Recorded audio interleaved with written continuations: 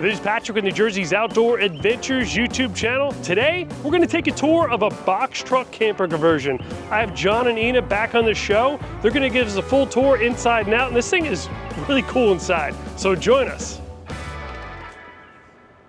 Hi Patrick, thanks for having us back on your channel. I'm Ina, this is John, and here's our most recent build.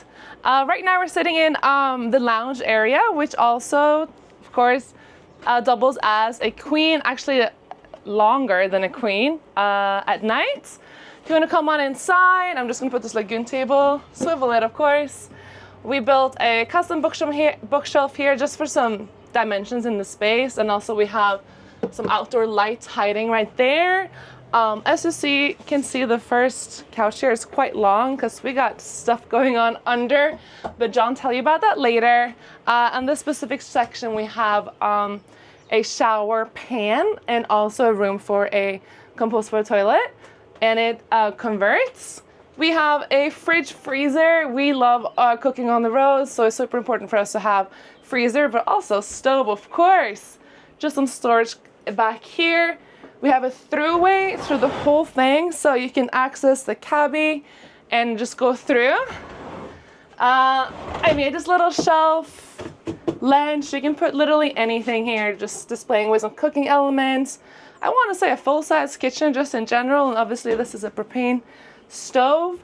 Plenty of storage over and under. Oh, and while we're in here, this is our light switch section. We have options for doing filtered water. We have water, soap dispenser, and we have quite a simple water filtering system there. The design here is supposed to be quite simple, is what I wanted.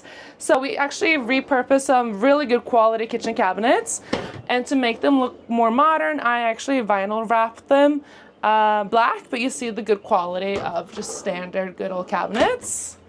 The walls are lime washed, so they have this rough finish, almost like concrete, but it's the lime washed textured paint.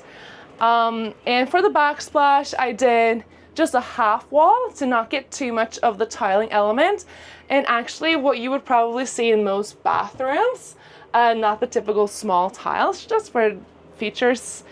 And then the floors, it's just a simple vinyl floor, but the lighter colors to go with the black and all the woods we have up here in the ceiling. We did slats with LED in the center just because I've seen it before and it looks so smart in other people's build, and I wanted to make a whole design element around the slats, and that's why we also have this like walkway through here and really like highlighting the large space that we have here.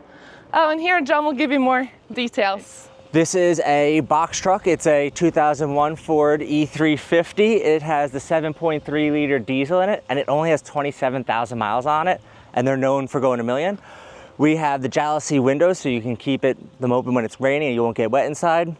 It was outfitted as a contractor's truck, so there was bezels in there, and we tossed some scare lights in there.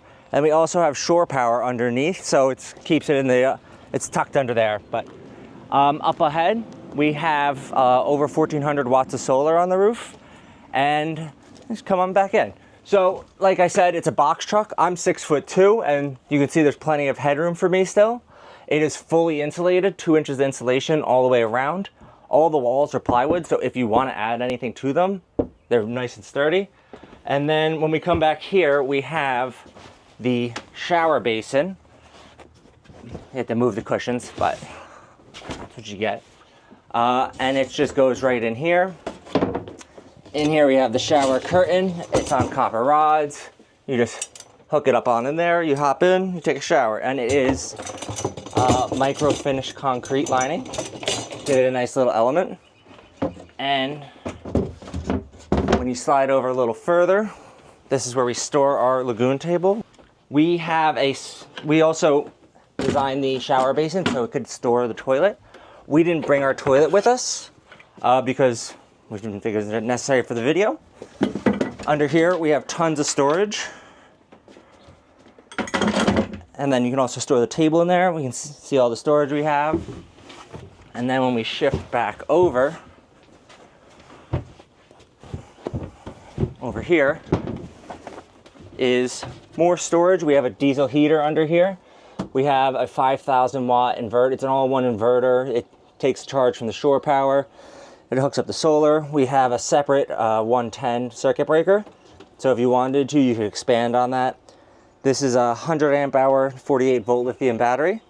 Also right here, we have switches so you can turn off the solar or the 12 volt in case you want to do it rapidly.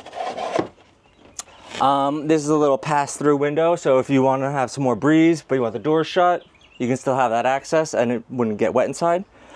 The dimmable lights. I always like having that because sometimes it's just a little too bright. And then over here, this portion converts into the bed, but when you pull this open, you can see we have a 55-gallon water tank, and in here we have a 20-pound propane tank with a sealed and ported box, and right next to it is the water pump. So you close this down, this is out. We have another piece to fill in right here to finish it off. We have a little extra feet that pop in there, and let's see.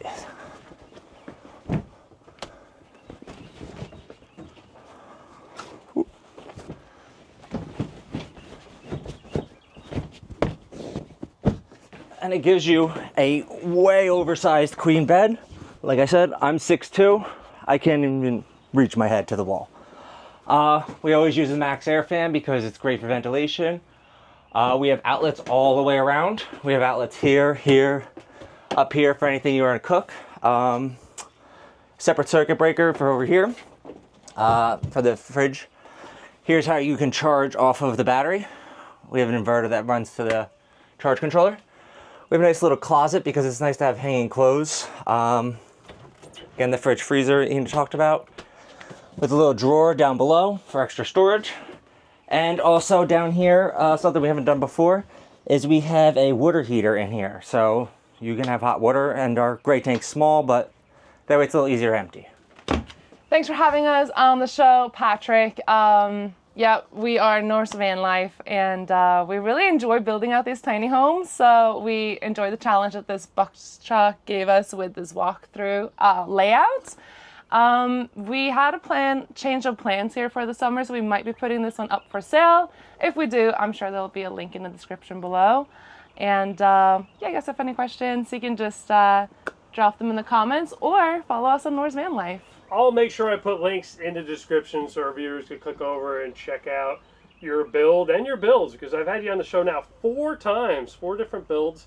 You always do some amazing, I guess what you would call budget friendly, because you guys are really conscious about keeping your costs down when you're building these out. This one is beautiful. I love how wide open it is.